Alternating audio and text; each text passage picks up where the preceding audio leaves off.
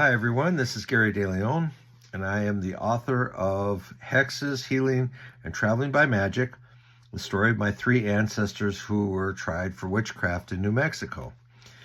And on this video, I'm going to give you guys a short explanation of how the book was written, like why I wrote it, and then give you a short synopsis, just a little bit about what the book is about.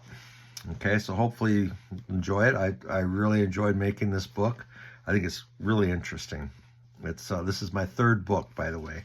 I think I enjoyed this book a lot more than the other ones. The other ones I enjoyed too. But if you don't know who I am, I'm Gary DeLeon. I was a social studies teacher. I'm retired. I taught for 36 years. In Wisconsin, Houston, Texas, and El Paso. I ended, 27 of the years I was at Canutillo High School, which is a suburb of El Paso. And I like history. You hang around that long, you have to like it, right? And I've also studied family history, or some people call it genealogy. I've done this since 2013. Because my grandma asked me to make a history book of the family, and that got me into genealogy.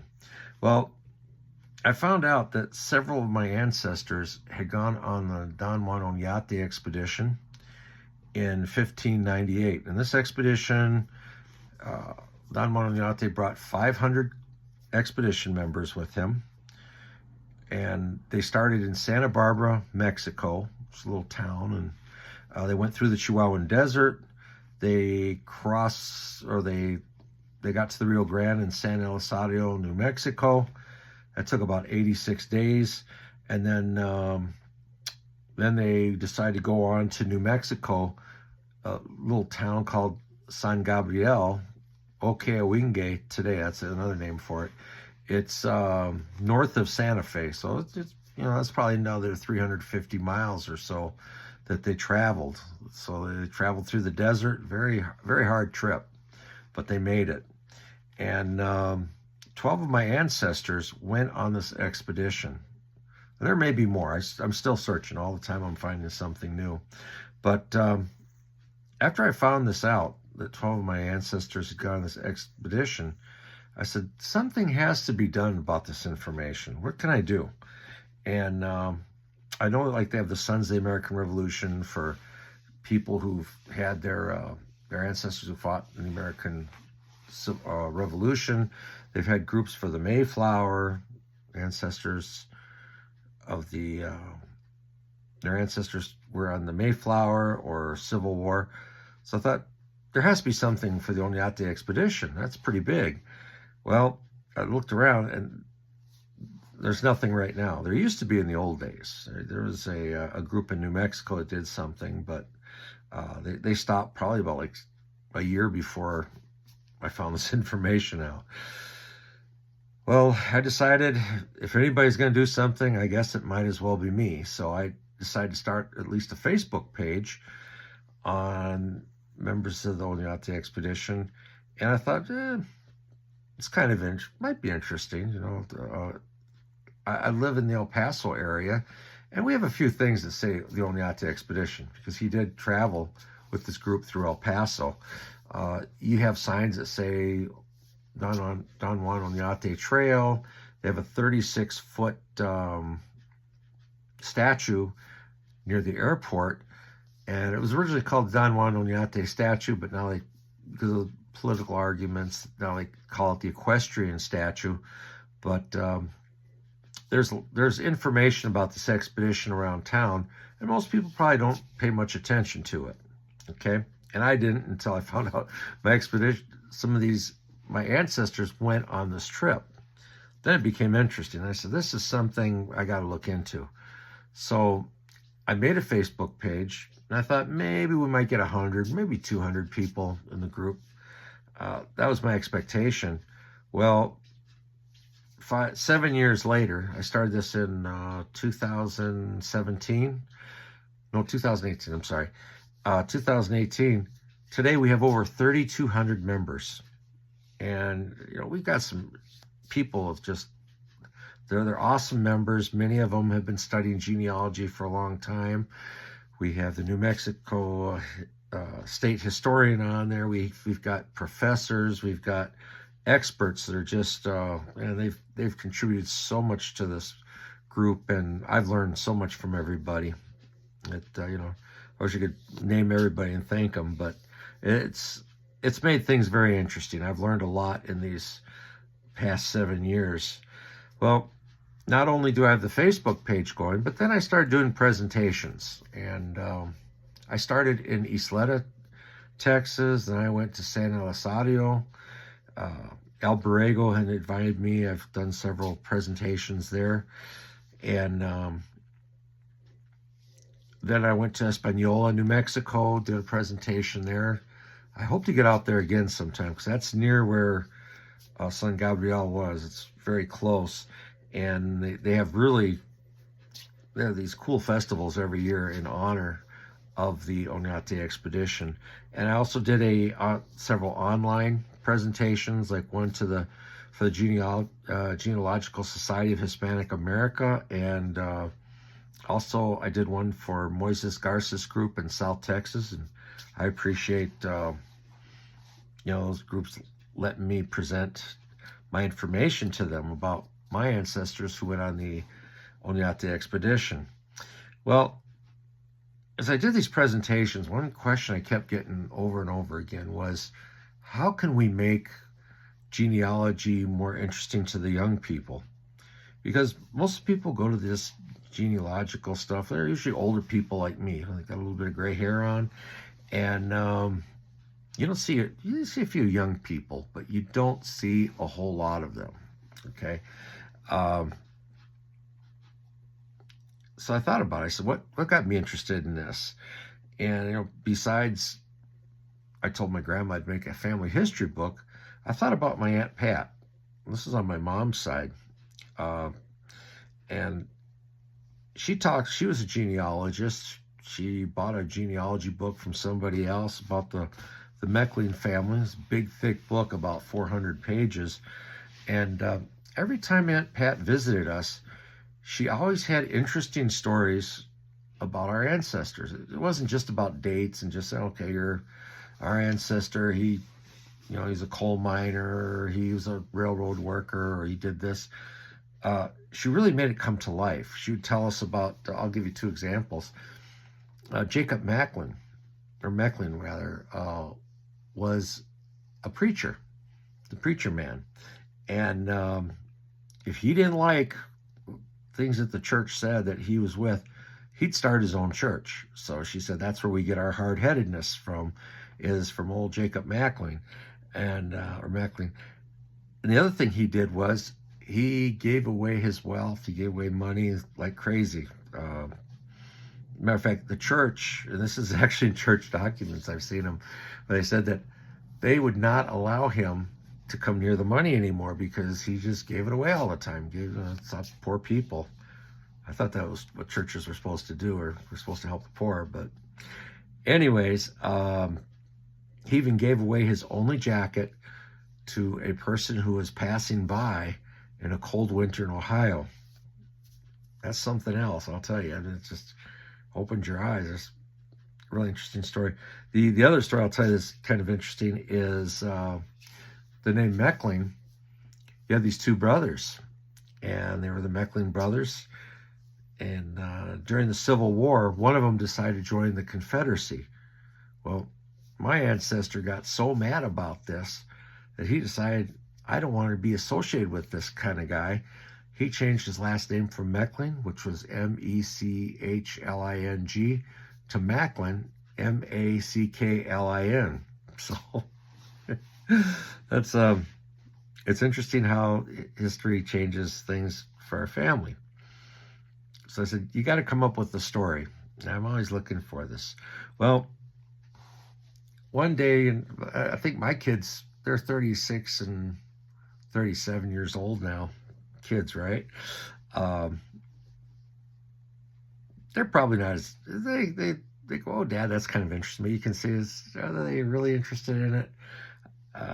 Probably to make me happy, I guess. But one day we were on FaceTime with my daughter Rocio and my soon-to-be daughter-in-law Gabriella. I consider already daughter-in-law. My son's getting married to her later on this year. They're talking on FaceTime. I wasn't really paying attention because I was looking at some research on the computer. So I was, they're talking, and all of a sudden Rosie started talking about a book that she read, and both the girls love reading. Okay, and she said the story has to deal with witches, and Gabriella goes, "I love stories like that," and tell me more about it. And Rocio was explaining how this author did all these great things with the story and brought the story to life. And Gabriella goes, "That's so interesting. I got to read it." And as I listened to him, I said, Rosie, I said, you realize we have several of our one of our ancestors was accused of witchcraft and went to trial in 1607. And Gabriella said, "What? Somebody in your family was a witch?" I go, "Well, she was accused of witchcraft." And so Gabriella goes, "You got to tell me this story." So when I told her the story, she said, "Gary, you write books. You need to write a book about this. This is too interesting." She goes, "People would love to hear about it." And the girls just got all excited. When they got excited, I got excited. And I said, I got to do some research. So off I go, making my next book. I wasn't originally planning on writing this one. But so as I'm getting ready to write the book, I decide, how am I going to write this? Do I write straight out as this is what happened? And I thought about people some authors I've read from before, and I thought of James Michener right away. James Michener is a phenomenal writer. If you've ever read some of his books, I remember reading his books in college, some of his books, and he just made history come alive. He uses historical fiction, which is the history part of it is true, but he adds in a little bit of flavor, kind of gives character development. But the history of it's true. So that's what I decided to do with this story. And the other interesting thing is I found out that the Spanish were very good with their court documents. So when these ladies went to court, they actually had documents where everything was stated, what they were accused of and who said it and such. So I was able to give the accurate history to it, but just filling in a little bit like what James Michener did. So it was a lot of fun. I really enjoyed doing that. Well, anyways, I got to start writing the book, and the book, this is my little summary of the book at this point, is the first person I wrote about was Maria de Zamora, and she had a trial in 1607. What happened was her 12-year-old daughter, Lucia, got married to a 21-year-old. Okay, now you hear that right away and you're saying, that's kind of crazy. A 12-year-old today getting married. Back then, life was different. People, if they hit 35 years old, they were old. Okay, I would be, man, I'd be older than the hills if I lived back then. You had a few people live to 60, not many, okay? The average age was about 35. So you think about it, a lot of people were getting married 13, 14 years old. That was not out of the question. And the other thing to think about is that in New Mexico, when the original 500 people traveled, most of them were men. I did a little mathematics when I was doing my presentation, and I think I counted there were 10 men to every one woman. So, the women were hard to come by at that time. And most of the people left New Mexico. The original 500, only about 50 stayed. And then they had some reinforcements come up in 1600, but there weren't that many people. So if you were a guy back then, your choices were very slim. So I guess the 12-year-old must have looked pretty good. You could possibly go after women from the Native American tribes, but I don't know how well that would have fared because the Spanish did get into some fights with some of the local Indians, so maybe that would have been a little more difficult to do. Not impossible, but that you probably would have had a hard time getting a woman. So, anyways, what happened was, I guess this guy was chasing around women, a few women that were there, and the mother-in-law was not very happy about that, Maria de Zamora. And this is in the records, okay? So that she wasn't happy about it. She got in arguments with them, and then according to what the daughter said was that Maria de Zamora gave her a potion to kill her husband, to kill Lucia's husband. So instead of Lucia giving it to her husband, she tells the husband what's going on. And the husband goes to the priest and complains about Maria de Zamora committing witchcraft, using that. And at this time, this would have been something that people could have been prosecuted for. Just kind of give you a little more of a background. This is a Spanish colony, and the Spain had their Inquisition, so they were trying to clear out anything that wasn't Catholic. And now the Inquisition court at that time was in Mexico City, so the priest would try the people, and if it was bad enough, they would send it to Mexico City. And the father at this time listens to both sides, and there's some interesting things. I'll kind of give you an example of a few things that Maria de Zamora was accused of. Obviously, trying to kill her son-in-law was the big one, but the other ones were, they said that she gave love potions to her son, who supposedly was not the best looking of all guys, so that he would be attracted, or girls would be attracted to him. And then her and some of her friends decided, just for a joke, to have two guys fall in love with each other. Okay, I guess you have nothing better to do. Let's do something like that. And the other interesting, and there's more interesting accusations, but I think the one that always makes me laugh is the one where they accused her of traveling, using her body, traveling in the air, kind of transporting herself. And they said that she could actually go through walls. Okay. And, well, anyways, the priest looked at it and said there wasn't necessarily enough information, but to keep everybody safe, she was asked to not live in San Gabriel. And the last we hear of her is in 1609 on written record. Beatriz, the other two are Beatriz de los Angeles and her daughter Juana de la Cruz. Now, Beatriz came in 1598 along with her husband. They were part of the original expedition members. By the way, Maria de Zamora came in 1600, part of the reinforcements. I forgot to mention that. But Beatriz de los Angeles and her daughter Juana were already being told in 1626 to cool it, not to use their witchcraft powers anymore. But they continued to use it, and so by 1631 they go to trial. And some of the things that they were accused of was kind of interesting. One of the farmers said that she put a hex on his farm so that rain would not come and his crops all died. So she did something there. And these women were accused of killing their lovers. Now, both of them were married, and you might wonder, well, what was the husband's thinking about this? This is where the soap opera comes in. Pretty interesting. Now, the husbands, their occupation was taking these wagons and going to Mexico City or Zacatecas and bringing supplies. They'd come back to New Mexico with the supplies. They were part of the supply train. They were gone at least 6 months out of the year, because that's a long travel right there. To go all the way back there, load up your cart, bring stuff back.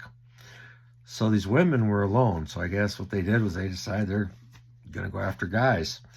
And amongst the other things the townspeople had accused them of. Now, is one of them was traveling by egg. They said that they would spy on their lovers. They would actually put themselves in an egg, okay, and travel. So if you ever see eggs fly in the air, it might be a witch, okay? I've never seen one, by the way. I've seen somebody egg somebody else's house. That's about as much as I've seen, but never seen eggs flying around. And what the neighbors said, they got into an egg, they traveled, they spied on their lovers, and when they found out that their lovers were cheating on them, that's when they decided to go and kill them and use the witchcraft to kill them.